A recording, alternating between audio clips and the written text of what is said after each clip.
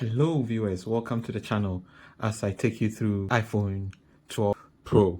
So this is an awesome iPhone in Pacific Blue.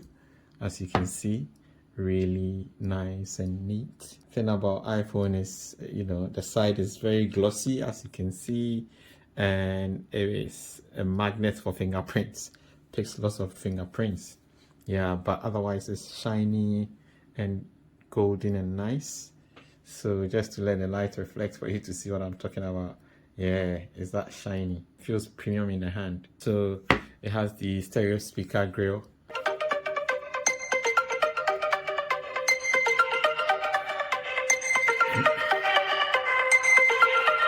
And this is how it sounds.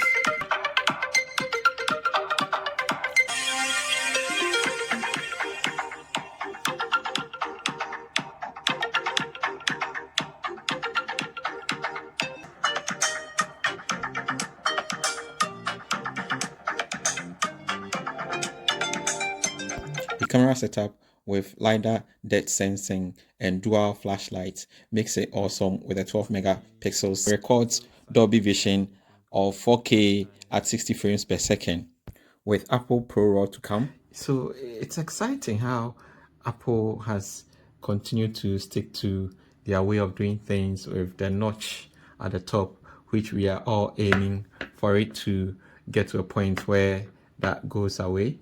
So they are looking to get rid of that, at some point soon, but it will be reduced in iPhone 13 to a level where, it's very small cutout. Yeah, but I think from 14, 15 going, they are looking at doing, under display camera at some point. But as you can see, we are way off from that mark if at this point we are still getting phones from Apple with the camera notch. But hey, what can you do? Yeah, otherwise this has all the customization that came with iOS 14. So from iOS 14 going, you can now customize your settings and you can let the phone look and feel the way you want it by you creating your own icons and things like that in widgets and in the home screen and all that. So that's really interesting and exciting for Apple because it's been a long time. You were unable to do that for some time, and now you have the opportunity to do that. So that's really good.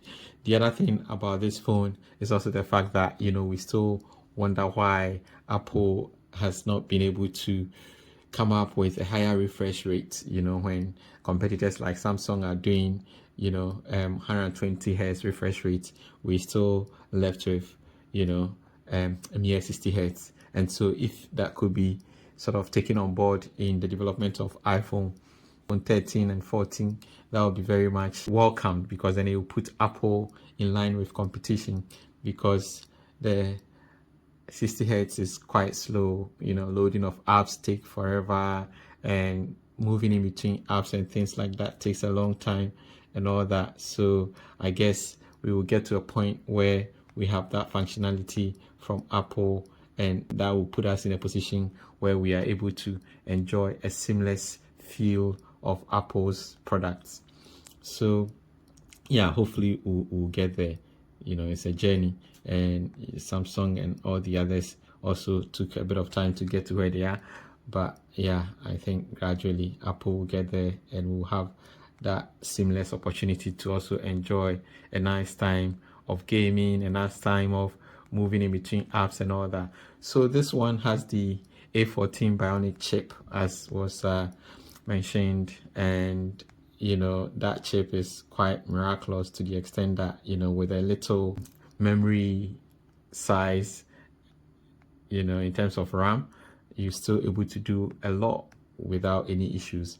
The battery in this phone can last you a whole day without any issues, with Apple's way of again optimizing things and making sure that even with little battery sizes, it's able to perform wonders, and it's able to do much more than you expect. So yeah, it's really a nice phone, don't get me wrong. It does all the things that you would want a phone to do and more, and especially people have found it useful for all sorts of videoing, all sorts of games, and all sorts of complex studies in, medicine, in science, and with LiDAR scanner and all those other functions that are in iPhone 12, it makes it possible for all the other things in terms of deep studies of AR objects and all those functions that we came across during the launch. It brings all these things home, and it makes the use of the iPhone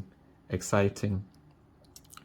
There are some things that only iPhone can do, at least at this stage, and things like Clubhouse and FaceTime and all that.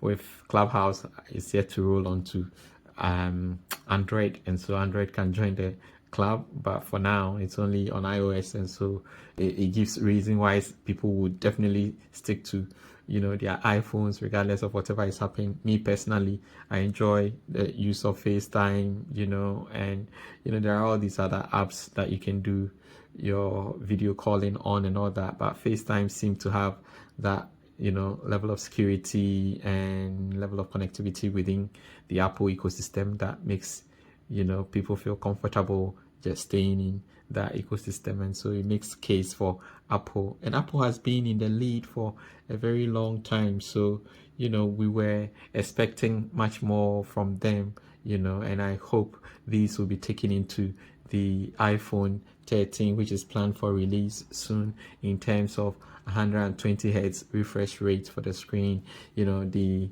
screen cutout on the top here, sort of getting smaller to the point where we cannot see it, because as it stands, it gets into the way of things and it doesn't make it exciting, sort of playing games and watching content on YouTube and things like that. You feel a bit cut out from that side of the screen, so getting a situation where we can have bigger screen real estate will be really awesome. The other thing about this phone is also the fact that you have three main camera setups at the back, and night shot has been improved, and exposure and things like that in taking photos have gone way higher, and some people arguably prefer to video on their iPhone 12 than any other device, and that's testament to the work Apple's A14 Bionic has caught up with, making everything work together for them, because with the little feature that is on iPhone 12, with the help of A14 Bionic Chip, it lets it measure up to the high standards of current flagship phones, and so that's really good. Within the setup for all these phones, I think this probably is the phone that seemed to be a bit expensive, to the extent that there's not much difference between the iPhone 12 Pro, which is the one I'm holding here, and the iPhone 12, but the price difference is a bit much more, about £200 difference, and for £200 it's quite difficult to justify what you get extra, because again, maybe a little bit of screen real estate and a bit here and there, but otherwise it doesn't really make much difference compared to the other phone. Yeah, it's really an awesome piece, like you would always find with Apple phones, and it has the ceramic shield as well, so in drop test done and all that, it's been confirmed that it takes a bit longer for the iPhone 12 to break, thanks to the ceramic shield, which is what is surrounding the whole setup, and so making it a bit stronger and resistant to a bit of scratches and drops, but I think more on drops than scratches. And it feels very good in the hand, don't get me wrong. This phone feels premium, and there is no point in sort of lying about that, because it does what you expect a phone to do. It feels good in the hand, it feels good on the eye. Just look at it, how it reflects everything it sees on the side, how shiny it is.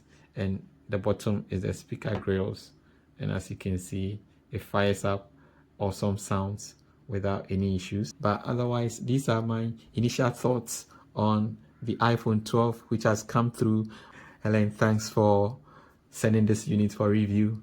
In the next coming days and weeks, we'll go through much deeper to leave our thoughts on how using it on a day-to-day basis delivers and where it fails, and we'll let you know.